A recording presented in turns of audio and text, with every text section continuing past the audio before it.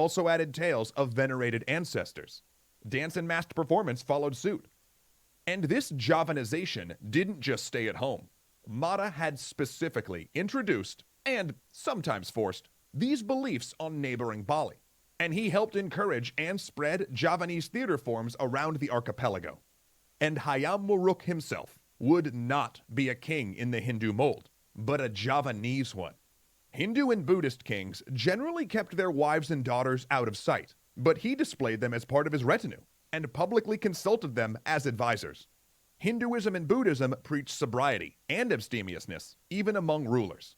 Instead, Hayam Wuruk threw indulgent parties filled with feasting, dancing, and entertainers.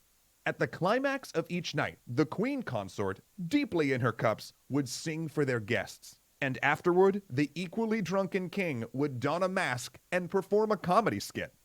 When he traveled his domain in Java and Bali, collecting taxes, buying off local rulers, and performing religious duties, his train of elephants and horse-mounted retainers formed a rolling party.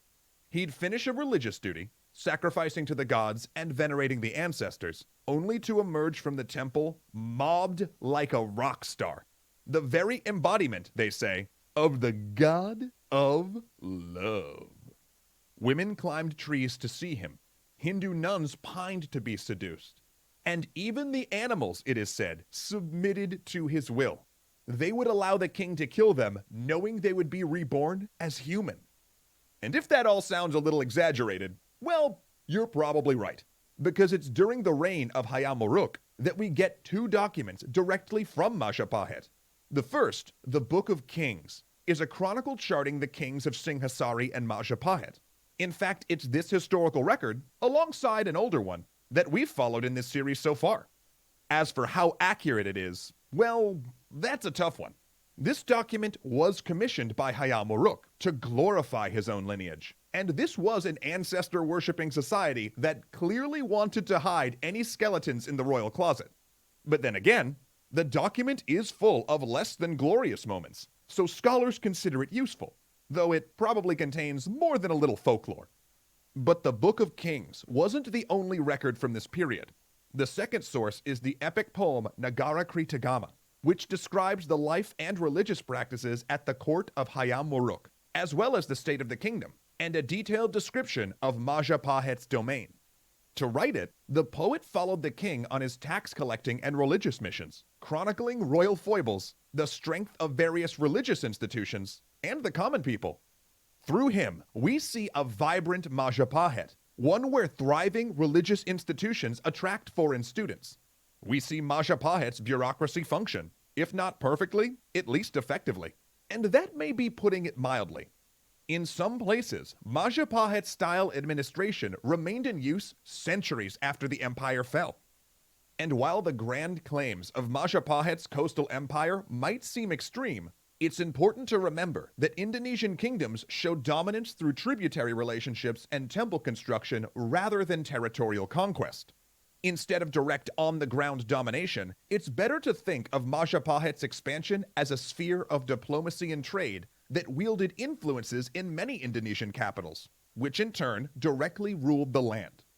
And while personal descriptions of Hayam Wuruk make us roll our eyes a little, he was unquestionably a successful ruler.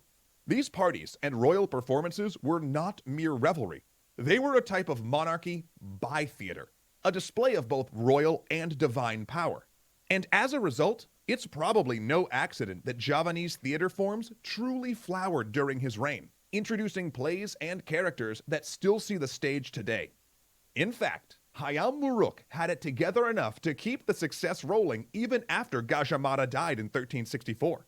His reign lasted until 1389, and was by all accounts glorious. But he did make one last teeny, tiny little mistake right before he died. And if you've watched this show for the last 5 years, like I have, I bet you can guess what that mistake was. It's the thing smart rulers almost always do to mess up a good thing. So sing it with me now. The pretty decent king split the crown between his heirs. Down dropped his head, and they started throwing chairs. Succession crises lead to civil war, and the pretty decent kingdom was doomed to be no more. Woo!